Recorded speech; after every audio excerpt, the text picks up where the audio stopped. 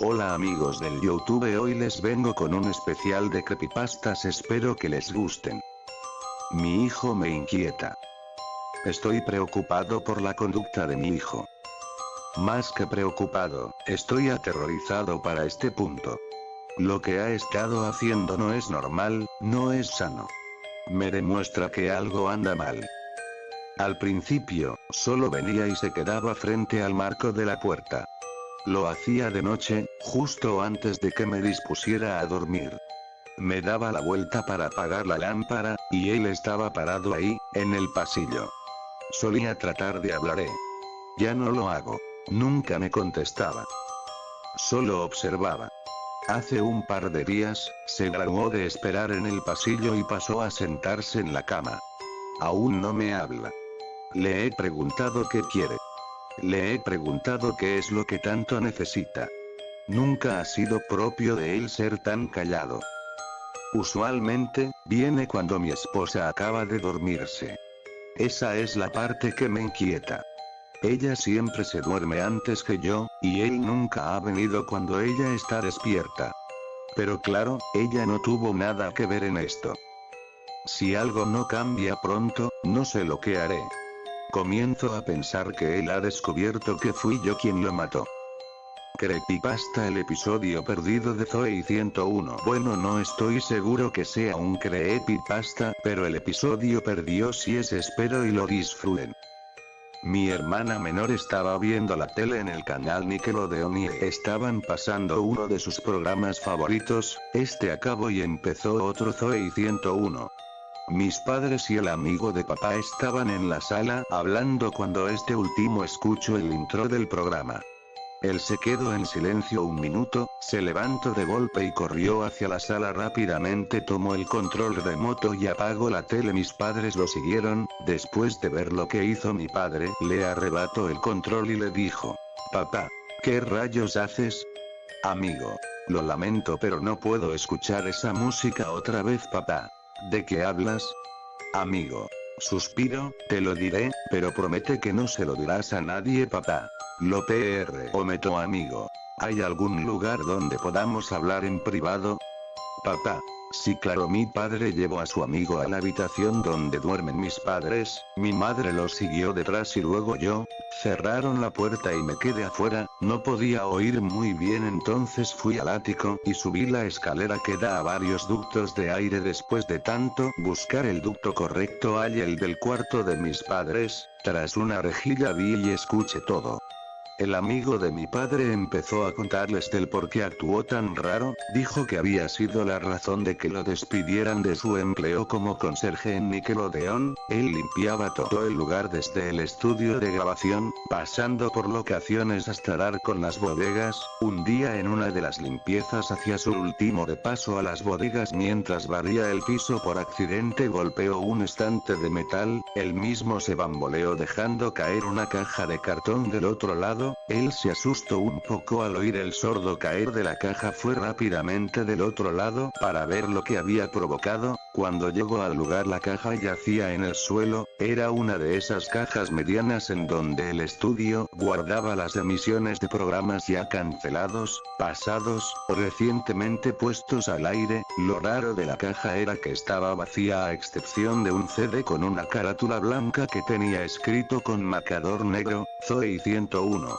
V10L4T10N, no le puso mucha atención al título y decidió probar el CD para ver si no estaba dañado de alguna forma. A escondidas se llevó el CD a su casa. Como vive solo, no tiene familia, solo dejó sus cosas en un sillón, puso la despensa que había pasado a TRA. Era una tienda antes de llegar a su casa. En los gaveteros de su comedor / cocina, una vez deshecho de todas las cosas que tenía que hacer, se dispuso a ver el video que tenía el CD. Sacó el CD del armatoste de plástico que lo cubría, lo puso en un reproductor de DVD que había comprado un mes antes y puso play. El video comenzó como cualquier episodio de la serie: el intro, los créditos y una voz en inglés dijo "Violation". El episodio inició con Zoe sentada en un sillón de la academia y leyendo un libro. Lo raro de esta escena es que hubo una parte de la escena en donde la cámara recorre a la chica de arriba para abajo dejando notar sus ligeramente separadas piernas, que dejaban ver su ropa interior. Él no le prestó atención a esto ya que pensó que era un borrador y algunos ángulos de cámara se editan antes de salir al aire.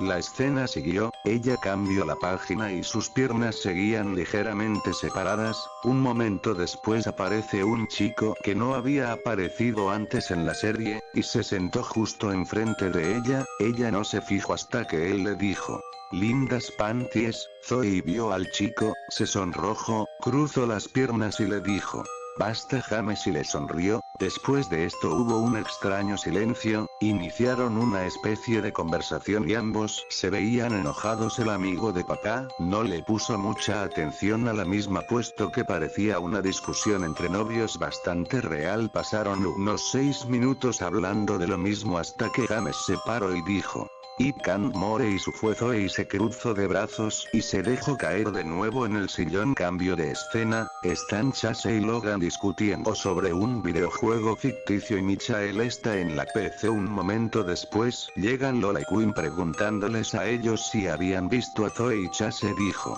"I have not seen all day", y Logan dice: "My Betty is with James". Michael niega con la cabeza y dice: "I think not, we told me that the discussion was very ugly in the morning". Las chicas se ven una a la otra y se van. La escena cambia a una especie de baño comunal, mingitorios, excusado, duchas, etc. Se escucha el correr de agua de una ducha encendida, se ve la parte trasera de un chica bañándose. El amigo de mi padre puso una cara de extrañeza cuando la cámara grababa como Zoe se bañaba completamente desnuda. Pensó que era extraño pero siguió viendo el video. Hubo una parte donde la cámara le daba la vuelta y se podían ver sus pechos. La cámara cambió de escena repentinamente a una donde parece que se acerca alguien, como si la cámara fueran los ojos de la misma Zoe. Escucha pasos y ve hacia afuera cubriendo sus pechos con un brazo. Al no ver nada siguió bañándose de nuevo. La toma parece ser desde los ojos de alguien acercándose rápidamente hacia la ducha donde estaba Zoe. La cámara cambió hacia una vista dentro de la ducha. Ella estaba pasando el jabón por sus pechos, cuando una mano le rodeó la boca para que no se oyeran sus gritos de auxilio. Otra mano aparece y le quita el jabón, lo lanza hacia el suelo y luego baja hasta ponerse en uno de los pechos de Zoe. El amigo de mi padre estaba impresionado por lo que veía. La cámara cambia a una toma de la cara de Zoe llena de terror, pero un terror muy real. La cámara pasó al plano de la mano que se encontraba en los pechos de Zoe, la misma bajó lentamente por su espalda, luego su cintura y finalmente su cadera donde tomó la forma de la misma. Se escucha la respiración agitada de ella, mientras la toma se movía hacia el miembro del atacante. El miembro totalmente erecto se posicionó en la entrada de la vagina de la chica. La respiración de esta aumentó conforme sentía el miembro cerca de ella. Entonces el atacante empujó fuertemente penetrando así a Zoe. Su grito de dolor fue ahogado por la mano del atacante. La cámara tomó la cara de Zoe, con lágrimas en los ojos cada vez que él empujaba a Zoe y lanzaba un grito desesperado o utilizaba sus manos en un intento inútil de librarse del suplicio. Cambio de toma y esta enfoca el cuerpo entero de la chica siendo atacado por el extraño. Apagados sollozos se escuchan mientras la cámara cambia a un plano donde las chicas siguen buscando a su amiga por el campus entero. La cámara vuelve al baño con una toma desde fuera de la ducha. Se ve al extraño atacante de espaldas sin parar de atacar a la chica. La cámara enfoca otra vez la cara a Zoe y con impotencia y terror, baja un poco y se ve un rastro de un líquido rojo bajando por una de sus piernas hasta el piso de la ducha, donde se mezcla con el agua y cae por el agujero del drenaje. Se escuchan gemidos tanto como de placer como de dolor. El acto dura aproximadamente otros 10 minutos. Después de esto el atacante lanza un gemido prolongando, dice shit, retira su miembro. La respiración de ella se calma con la esperanza de que terminó la pesadilla, pero vuelve a agitarse cuando siente el miembro acercarse a su ano. Ella niega con la cabeza y con su boca, pero el atacante introduce de forma forma brusca su miembro por el ano de Zoe y esta lanza grito de dolor apagado, de nuez o una toma de la cara de Zoe y con más lágrimas que antes, siguen así por un tiempo, 8 minutos aproximadamente, y el atacante lanza un gemido y explota en una lluvia de semen y sangre. El atacante retira su miembro de Zoe, luego empuja a Zoe y esta cae en el piso del baño, llorando amargamente. La toma cambia a una toma de él,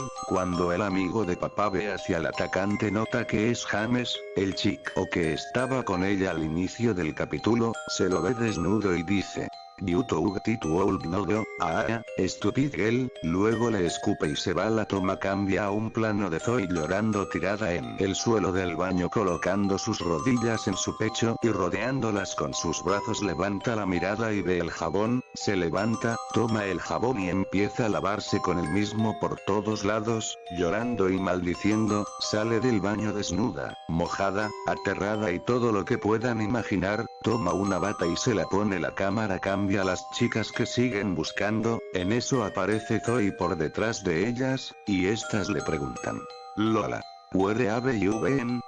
Queen, what happened?".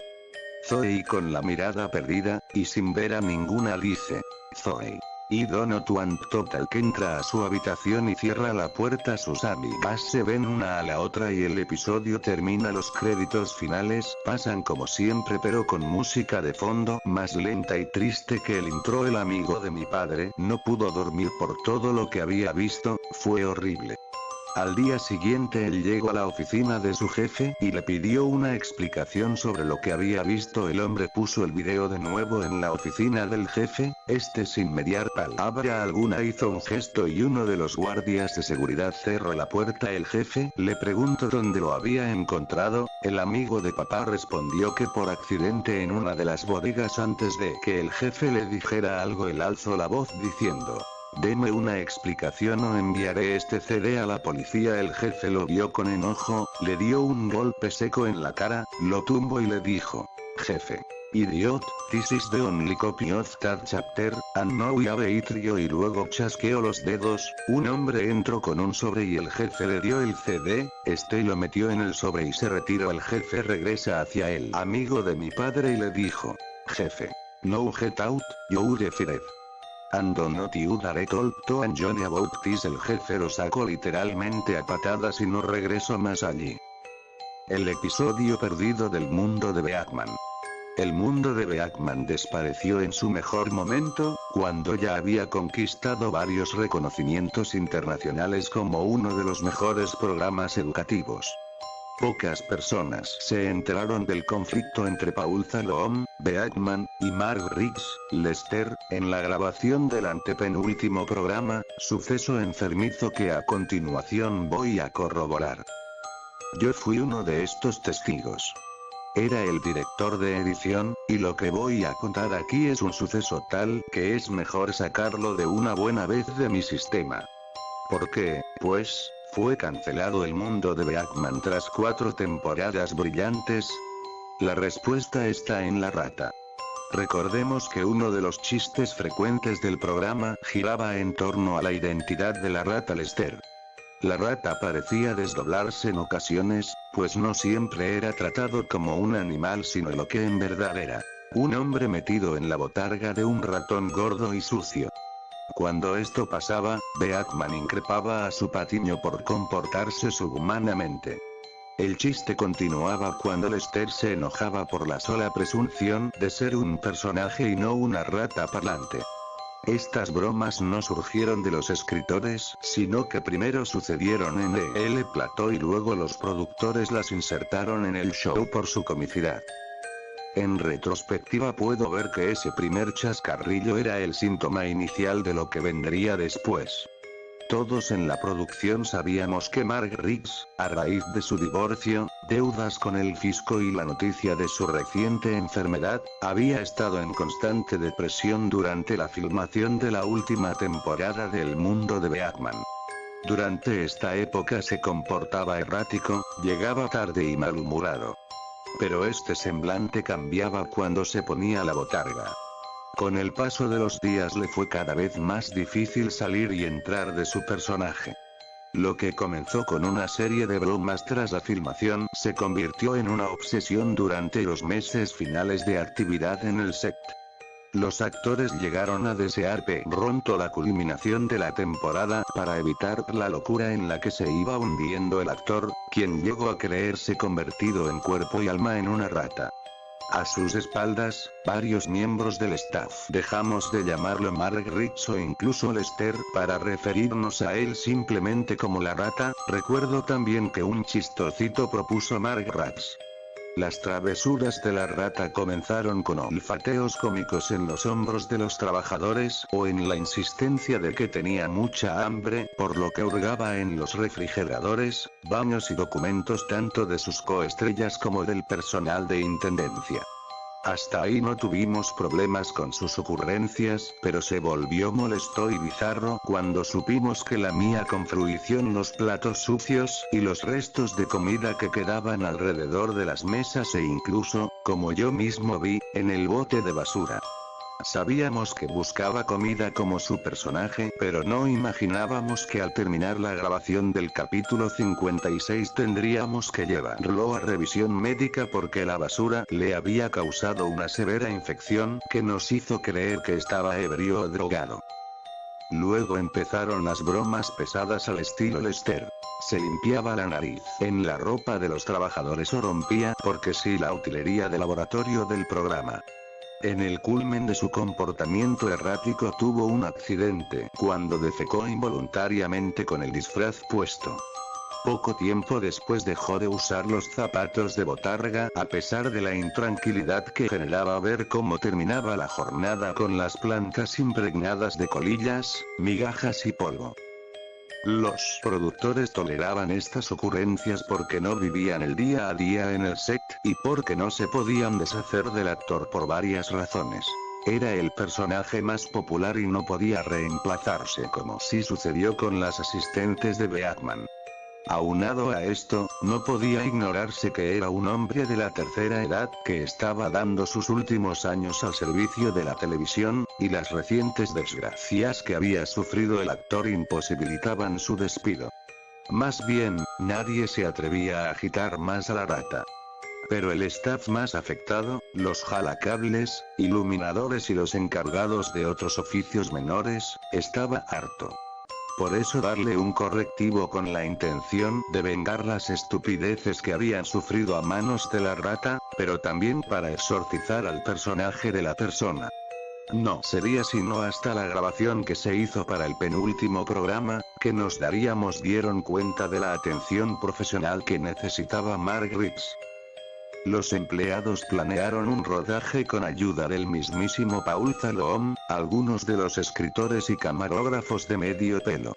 Los empleados habían asimilado también el proceso de grabación y producción, el lenguaje semicientífico, el ritmo de trabajo de cada porción del programa, la vestimenta, que les fue fácil preparar el set así como un falso guión con el que lograron atenazar a los productores, pero sobre todo a la rata sin mayor problema. Consiguieron que quienes ignoraban el plan pensaran que se trataba de un episodio auténtico y concertaron grabar un día en que no estaban presentes para poder efectuar la operación sin impedimentos. Incluso grabaron escenas que después fueron aprobadas y estaban en el calendario de trabajo. Yo vi el episodio en el cuarto de edición días después de su rodaje. Platicaba con uno de los maquinistas que estaba perturbado y me dijo que era demasiado, y repetía sabemos que esta mierda no va a salir a la luz. Fue el último capítulo que pasó por mis manos en estado crudo y no puedo más que describir lo que vi, puesto que nadie fue el mismo tras los acontecimientos captados por cámara esa tarde. El capítulo se llamaba Ratas, Beckmanía y otras plagas, según pude ver en la única claqueta que apareció en las 4 horas de cinta que pusieron en mis manos. Los primeros minutos del capítulo trataban sobre las enfermedades que podían transmitir las plagas.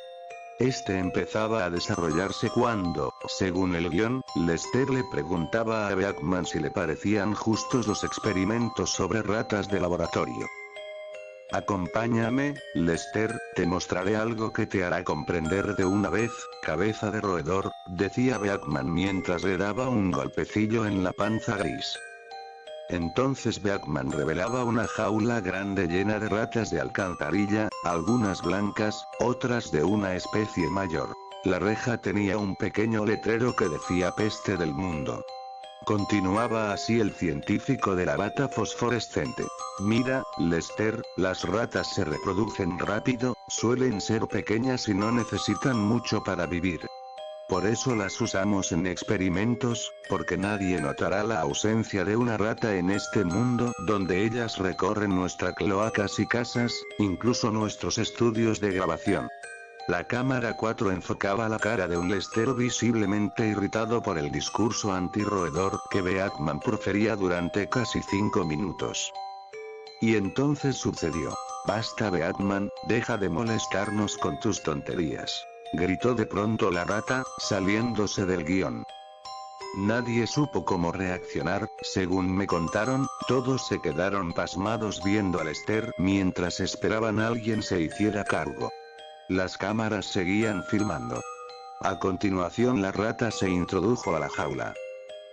Por supuesto que notarás si falta una rata en este mundo, bastardo, y comenzó a aplastar a las ratas.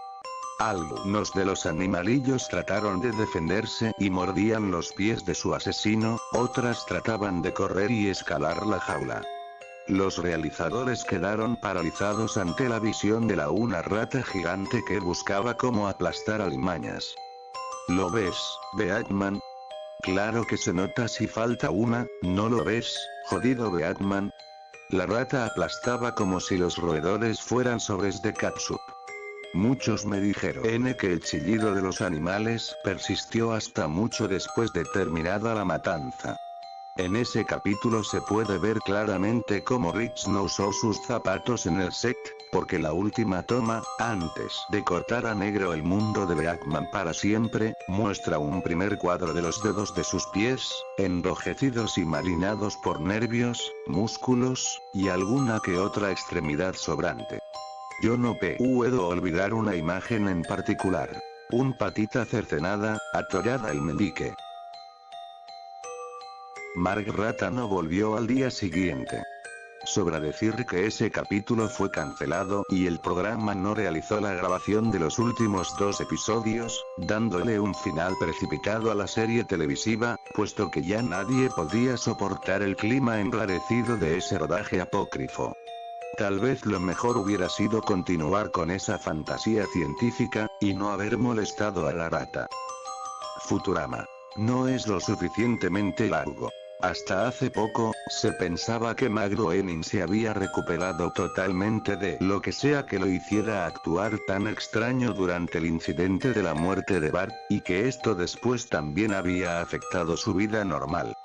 Algunas recientes reclamaciones del empleado que encontró el vídeo de la muerte de Bart, indican que Groening pasó por un incidente similar, hace 10 años. Era el verano del año 1999 y Futurama se había estrenado recientemente.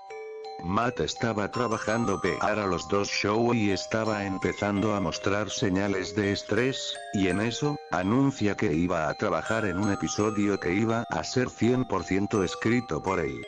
Este anuncio asustó a muchos miembros del staff F de los que trabajaban en los 2 programas, pero estaban indecisos de comentar sobre la muerte de Bart, y a los miembros del staff de Futurama no pareció molestarles la idea de Matt. Una versión temprana del episodio fue encontrada y digitalizada por el mismo empleado que encontró la muerte de Bart. Este episodio se titulaba Not Long Enough, no lo suficientemente largo. El episodio comenzaba con Free, Leela y Bender haciendo una entrega para Planet Express. Nunca se reveló a dónde exactamente estaban realizando el pedido o a dónde iban, y todos parecían tristes por algo que había pasado recientemente pero que no era explicado en el capítulo. Eventualmente alcanzaron un planeta que parecía solo tener una casa, rodeada de nada, con los campos desolados por todas partes. Tocaron la puerta y un grotesco alien que parecía muy viejo les abrió. Le dieron la caja sin decir nada. Él la abrió y tomó un cuchillo de dentro de la caja y se acuchilló a sí mismo. Ninguno de los personajes principales pareció exaltarse ante este evento, simplemente dejaron el cuerpo en el suelo y regresaron a su nave en silencio. La siguiente escena era sobre la nave de Planet Express volando en el espacio. Una disonante melodía hecha de instrumentos extremadamente fuertes sonaba a un ritmo muy lento de fondo, mientras la nave volaba en un limpio y oscuro espacio. Finalmente llegan al planeta Tierra y aterrizan en un completamente desierta New York. Free comienza a pedir perdón mientras caminan por las calles desiertas. No había señal del edificio del Planet Express, pero Leela y Bender lo miraban en silencio. Free se rindió y se separa de sus amigos. Camina en silencio por un rato, sin encontrarse con nadie nunca. Después llega al edificio donde fue congelado, va a mirar adentro y comienza a llorar. El llanto sigue por algunos minutos antes de que entrara al edificio. Free se mete en uno de los tubos, activa el temporizador con un número muy grande, con más ceros de los que podría contar, y se encierra en el tubo.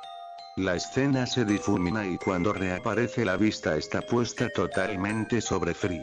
La máquina debió de dejar de funcionar mientras el cuerpo de Free estaba en decadencia. Los huesos le salían a través de la piel en varios lugares. Free dice en apenas un suspiro: "Es lo que me merezco", y sale del tubo de congelación. Ahora se encontraba en un mundo surrealista, totalmente indescriptible. Había una gran variedad de formas y colores, pero no eran ni brillosos ni agradables.